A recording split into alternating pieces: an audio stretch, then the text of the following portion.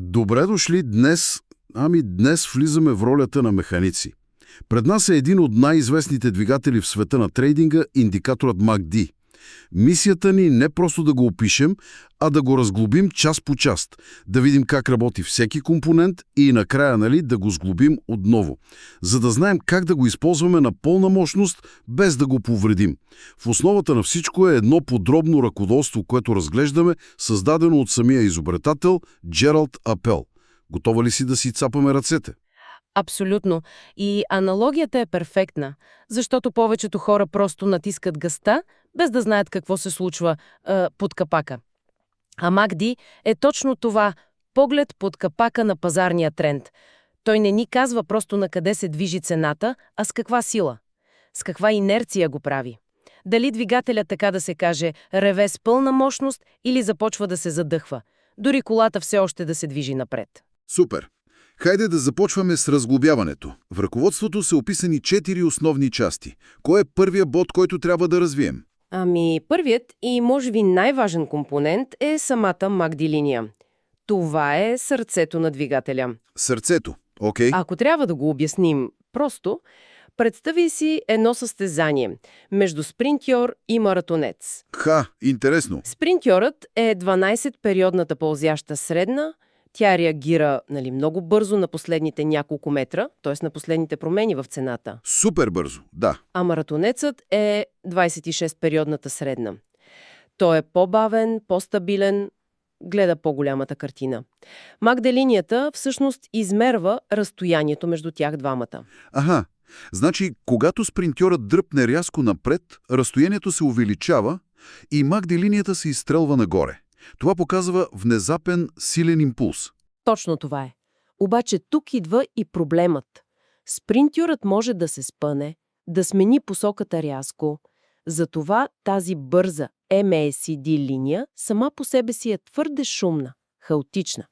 И затова ни е нужна втората част – сигналната линия. Тя е като треньора на маратонеца, който изглажда темпото. Технически това е 9-периодна пълзяща средна на самата MACD линия.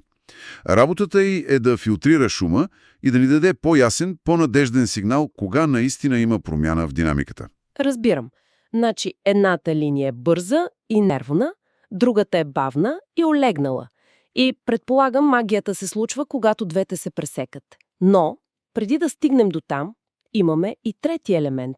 И той е най-видим на графиката – хистограмата. Онези вертикални стълбчета, които растат и намаляват. Точно така. Хистограмата е може би най-интуитивният елемент. Тя е просто един визуален скоростомер. Показва разликата между бързата MACD линия и бавната сигнална линия. Когато стълбчетата са над нулата и растат, това означава, че спринтьора увеличава предината си пред маратонеца.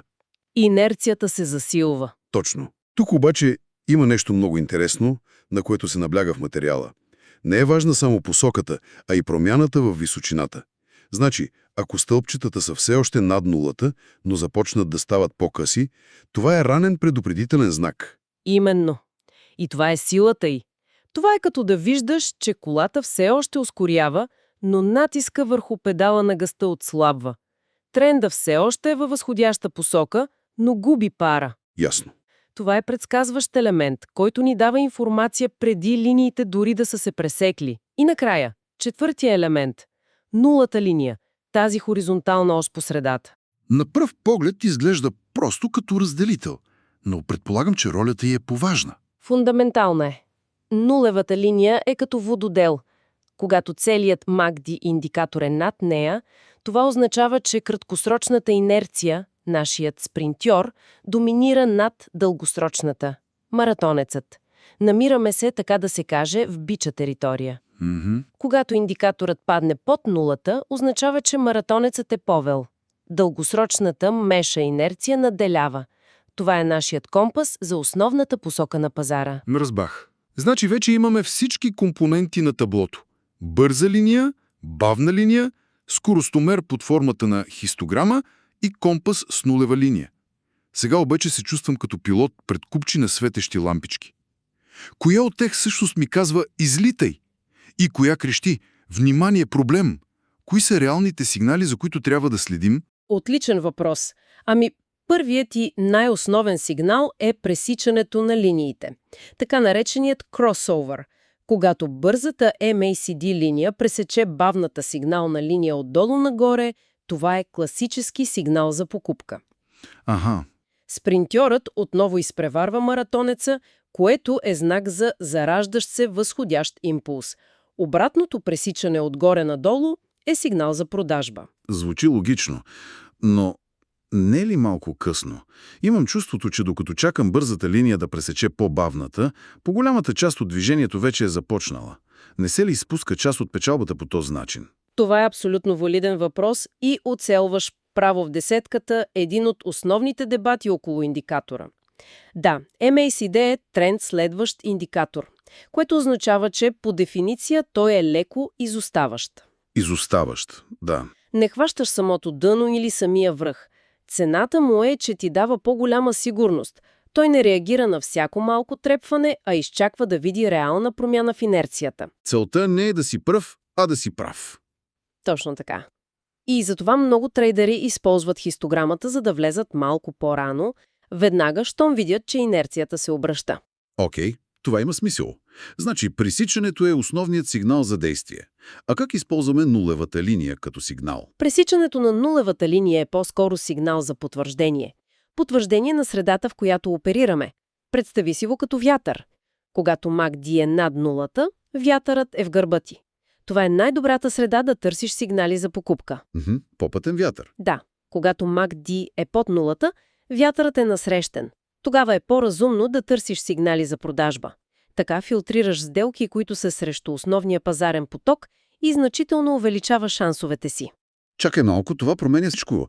Значи е възможно цената да върви в една посока, а реалната сила на пазара в съвсем друга. Това звучи като някаква пазарна магия. Как точно работи? Не магия, а е най-мощният инструмент в арсенала на MACD. Нарича се дивергенция. Дивергенция. Това е точно ситуацията, която описваш, несъответствие между това, което прави цената и това, което показва индикатора за инерция. И точно това разминаване често е най-ранния и най-надежден сигнал за предстоящ голям обрат на пазара. Чакай, това е ключово. Дай ми конкретен пример. Как изглежда една бича дивергенция, която ни казва, че предстои ръст? Добре. Представи си, че цената на един актив пада от седмици. Паниката е навсякъде, цената прави нов по-нисък минимум, пробива предишното дъно. Всичко изглежда зле. Точно. Всички индикации на пръв поглед крещят: продавай, сриваме се.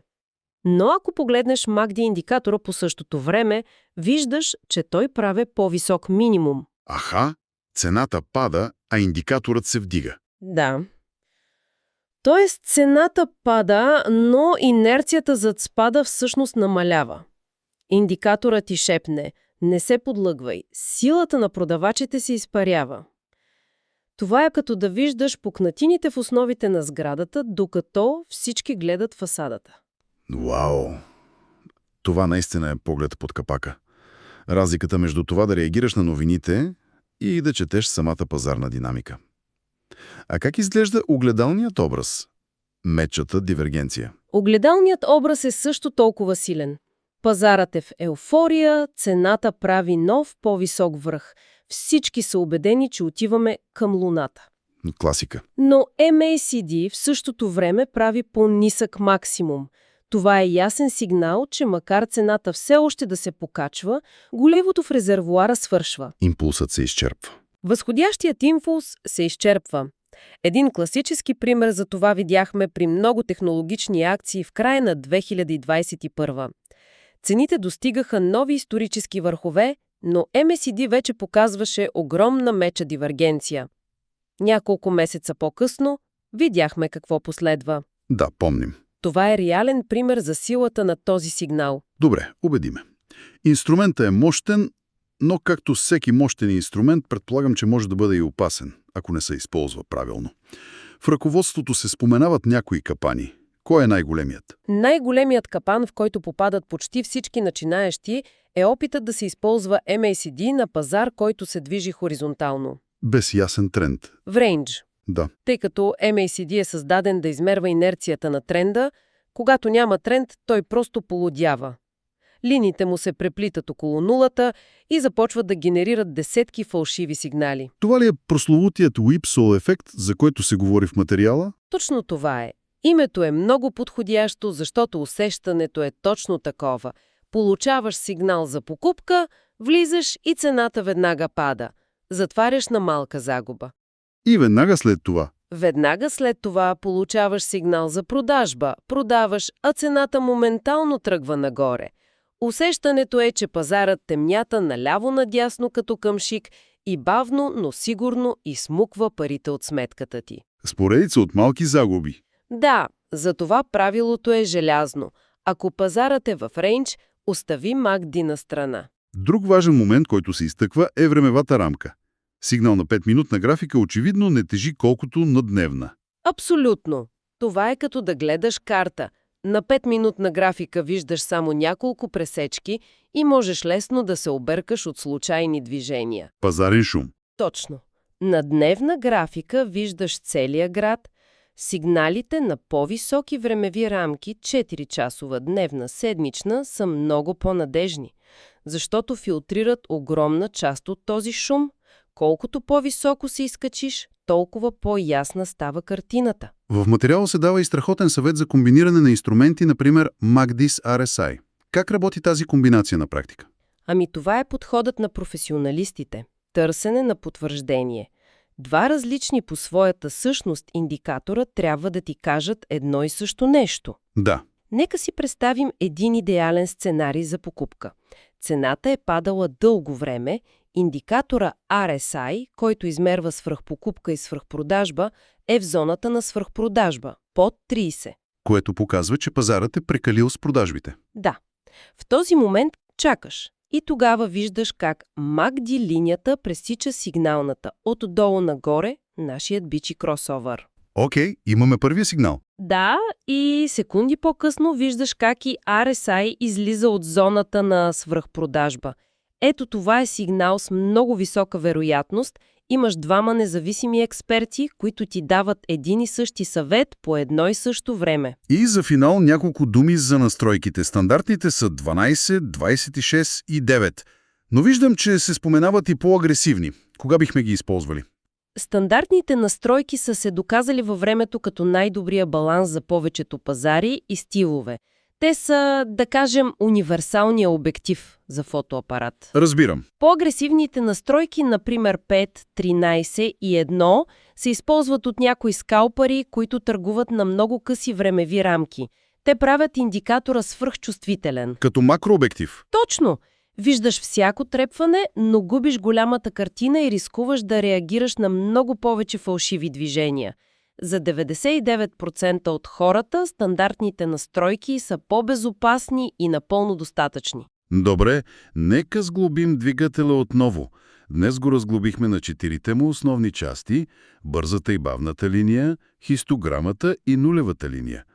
Видяхме как пресичанията дават основните сигнали, как позицията спрямо нулата ни дава посоката на вятъра и как най-силният му кос, дивергенцията, ни позволява да надникнем зад завесата. Да видим кога реалната сила на пазара се разминава с цената. Точно така. И ако трябва да остане едно нещо, то е следната перспектива. MACD не е кристална топка, която предсказва бъдещето. То е стетоскоп, с който слушаме пулса на пазара в настоящия момент. Харесва ми това. Помага ни да чуем дали сърцето на тренда бие силно и уверено или ритмът му отслабва и предстои промяна. Както се казва в ръководството, той е задължителен инструмент, но винаги трябва да се използва в контекста на цялостната картина, а не изолирано. В източника има и препоръка за практическо упражнение да се отвори демосметка и просто да се наблюдават сигналите без риск. Но основната идея, която остава за мен, е, че MACD ни учи да търсим истинската устойчива сила зад всяко видимо движение. И това повдига един интересен въпрос, който излиза далеч извън рамките на финансовите пазари. Колко често в живота си съдим за дадено събитие, проект или дори връзка само по видимия резултат в момента, без да анализираме инерцията и силата, които стоят зад него? Колко различни решения бихме взели, ако можехме да видим кога тази скрита инерция започва да отслабва, много преди видимият резултат да се е променил.